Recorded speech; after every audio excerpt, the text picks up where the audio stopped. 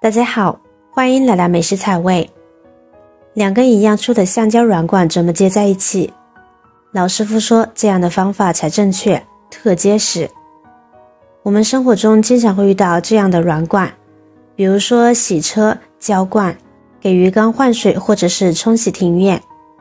但是一根管子不够长，需要再用一根来接上。但这时就会发现，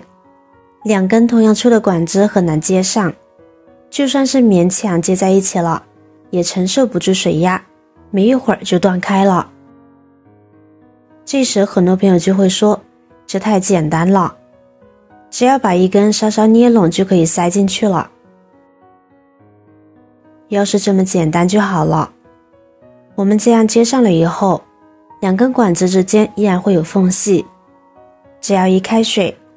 水就会从缝隙里边滋出来，既浪费水不说，不要1-2分钟，水管也会被冲开了。两根管子对接，先要考虑两根管子的口径大小，还要考虑对接好以后是否承受得住水压。看着简单，但是实际操作起来，你就会发现没那么简单了。可能还有的朋友会说，用打火机把接口烤软了，然后粘上不就好啦？这个方法其实我也试过了，用打火机烤软了以后衔接在一起，粘好了之后呢，看起来确实很美观，但是耐不住水的冲击力，开水没2分钟也一样会断开了，因为承受不住水压，所以用火烤的方式也行不通，因此这种方法也被排除了。经过老师傅的提点，我发现我们一般家里面使用的都是6分管，大小都是一样的。想要把这两根软管完美的对接起来，确实也是挺麻烦的。不过今天和大家分享的这个小技巧，保证万无一失，完美对接，滴水不漏。我们了解清楚软管以后，接下来我们还需要找出家里面的这种 PVC 硬管。PVC 硬管不需要太长，大概10厘米左右就可以。这种一般家庭里面也都会有，一般接电线呀，或者是其他管道的时候呢，都能够用得上。这种硬管比较实用，也最常用的就是4分管，所以用它来对接6分管就刚刚好。大家如果不熟悉的话，去材料店购买的时候，就按照这种要求问问老板，老板就会跟你讲解清楚了，老板会给出比较准确的答案。或许会因为所在地区的不同，管子的大小也会稍有差池，所以去购买的时候，大家最好是可以裁一小节软管去比较一下，试一下大小，看看能不能插进去，这样就绝对不会有差错了。也许有朋友会说，这还不简单，这不就是我最经常用的方法吗？只要把它对接上就可以。可是你有没有发现，你这样装上以后，里边依然会有缝隙，而且依然会滋出水花。虽然可以耐用住一段时间，但是依然不稳固，被水冲开的可能性很大。所以我们不能够直接这样安装，尤其是很多家庭家里边铺的都是木质地板，如果这样衔接，一旦漏水的话，那后果可不堪设想。所以对接之前，我们还需要进一步的处理。为了滴水不漏，还需要准备这种 PVC 胶水，这种胶水也不贵，也就几块钱一瓶。这种胶水家里边都可以常备一瓶，一般我们衔接管道啊、电气导线管、农业灌溉、工业排污等工程，都能够使用 PVC 胶水粘接。PVC 塑料之间的粘接，比如说儿童玩具的粘接都可以。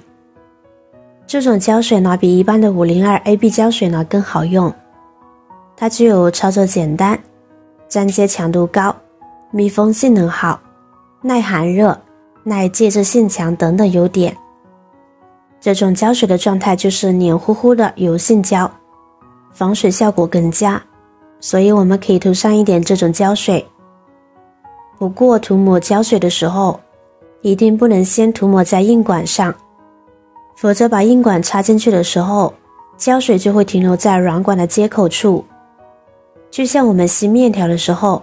酱料都停留在嘴唇上是一个道理。所以要记得我们涂抹胶水的时候，先把它涂抹在软管的里边，这样我们在插硬管的时候，既可以把胶水保留住，又可以利用胶水达到一个润滑的效果。胶水涂好后，我们跟着就快速的把硬管插进去了。插硬管时可以一边旋转一边进，如果发现中途不太好弄的话，可以把软管放在热水中浸泡一下，利用热胀冷缩的原理，使软管弹性变大，就会很轻松的把硬管放进去了。两边都是同样的方法，先把胶水涂抹在软管上，然后再接上 PVC 硬管，一边塞一边慢慢旋转，这样还可以让胶水更均匀，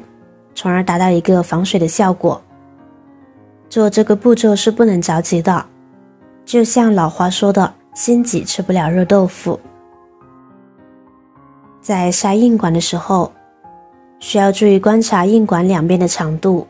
两边需要平衡，才能更加的牢固耐用。等胶水干了以后，我们两只手往不同的方向拉一下软管，这时你就会发现已经牢固的粘合在一起了。这个方法看似很简单，却是一位老水电工师傅多年的经验。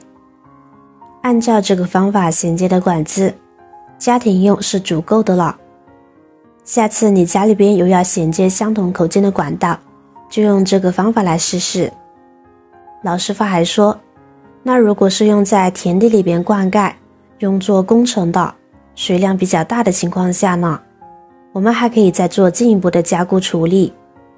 那就是在两根软管的上边再分别固定上一根铁丝。相信很多朋友这时都想到了这个方法，然后直接在铁丝的上边环2个圈，再用胶把钳夹紧。其实你有没有发现这样做是有弊端的？老师傅说用这样的方法扎紧了以后，铁丝只有一边可以受力，这样做在冲击力大的情况下依然不是很牢固。老师傅说在拧铁丝之前呢，我们先要把铁丝处理一下，需要把铁丝往反方向拉扯，使它中间出现一个小小的圆环。2根铁丝都要用同样的方法，给大家先扯出一个这样的小圆环，这样我们才可以用它来绑水管。现在就直接把这个小圆环架在水管上，然后再将另外一边交叉折叠。这之后我们就可以用胶把钳将其绑紧就可以了。两边都是同样的操作，用这样的方法来操作，铁丝的2头都可以受力，而且绑出来的管子也会更加的扎实，更加的牢固。这样绑好了之后，以后不想用了，拆卸下来也会更方便，一举3得。老师傅说，用这样的方法绑紧的铁丝，不管多大的水压，多冲的水流都不会断开，就算2个1.8米大个的大小伙也扯不断。